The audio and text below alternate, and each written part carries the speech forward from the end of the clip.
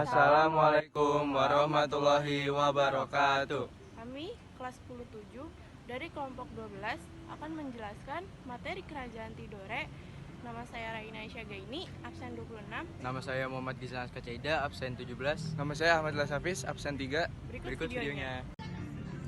Sebelum kita memasuki ke materi Kerajaan Tidore, kita harus tahu untuk apa sih kita mempelajari sejarah.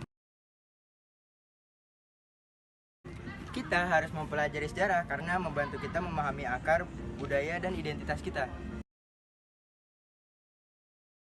Kesultanan Tidore adalah kerajaan Islam yang berpusat di kota Tidore, Maluku Utara, Indonesia sekarang. Pada masa kejayaannya dari abad 16 sampai abad 18. Selanjutnya adalah sumber sejarah. Selain sisa-sisa bangunan lain, sumber kesejarahan kerajaan Ternate dan Tidore juga berasal dari fakta tertulis. Fakta tertulis ini terutama berasal dari catatan-catatan kolonial. Namun catatan kolonial tersebut hanya berupa catatan dagang.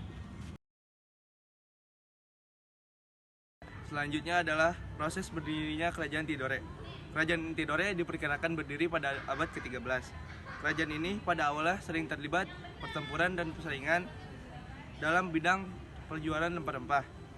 Sejak abad ke-13, permintaan pasar dunia akan rempah-rempah semakin meningkat.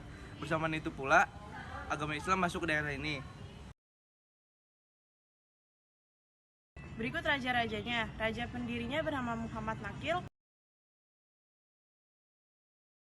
Raja terbesarnya bernama Sultan Nuku. Raja ketiganya Sultan Husain Shah.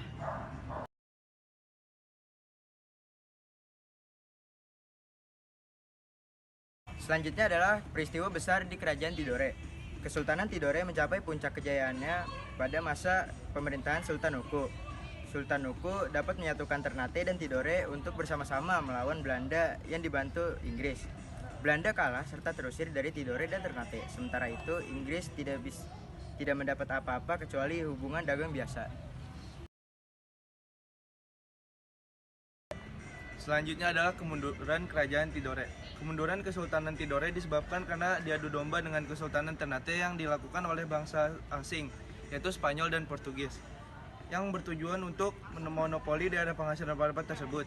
Setelah Sultan Tidore dan Sultan Ternate sadar bahwa mereka telah diadu domba oleh Portugal dan Spanyol, mereka kemudian bersatu dan berhasil mengusir Portugal dan Spanyol ke luar pulau Maluku. Namun kemenangan tersebut tidak bertahan lama sebab VOC yang dibentuk Belanda untuk menguasai perdagangan rempah-rempah di Maluku berhasil menaklukkan Ternate dan strategi dan tata kerja yang teratur, rapi, dan terkontrol dalam bentuk organisasi yang kuat. Bukti peninggalan kerajaan Ternate dan Tidore yang masih berdiri. 1. Istana Sultan Ternate. 2. Makam Sultan Babullah. 3. Kadatoki. 4. Benteng Tahula dan Tore. 4. Benteng bersejarah di Ternate. 1 diantaranya jadi rebutan 4 negara Eropa. 1. Benteng Kalamata. 2. Benteng Castella. 3. Benteng Orange. 4. Benteng Taluko. Kesultanan Tidore terletak di sebelah selatan Ternate. Menurut silsilah raja-raja Ternate dan Tidore, Raja Tidore pertama adalah Muhammad Nakil yang naik tahta pada tahun 1081. Baru pada akhir abad ke-14, agama Islam dijadikan agama resmi Kerajaan Tidore oleh Raja Tidore ke-11 Sultan Jamaluddin yang bersedia masuk Islam berkat dakwah Syekh Mansur dari Arab. Selanjutnya ada kondisi sosial budaya. Kehidupan sosial masyarakat Kerajaan Ternate dan Tidore banyak dipengaruhi oleh para pendatang. Pengaruh Islam juga sangat terasa dalam menjalankan kehidupan bermasyarakat. Setelah kedatangan Portugis dan Belanda, beberapa wilayah Maluku menjadi pusat penyebaran agama Kristen.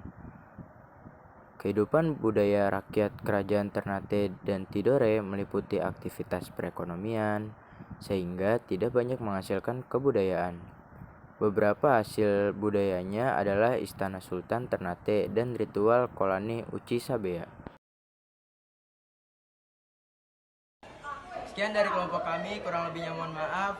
Wassalamualaikum warahmatullahi wabarakatuh.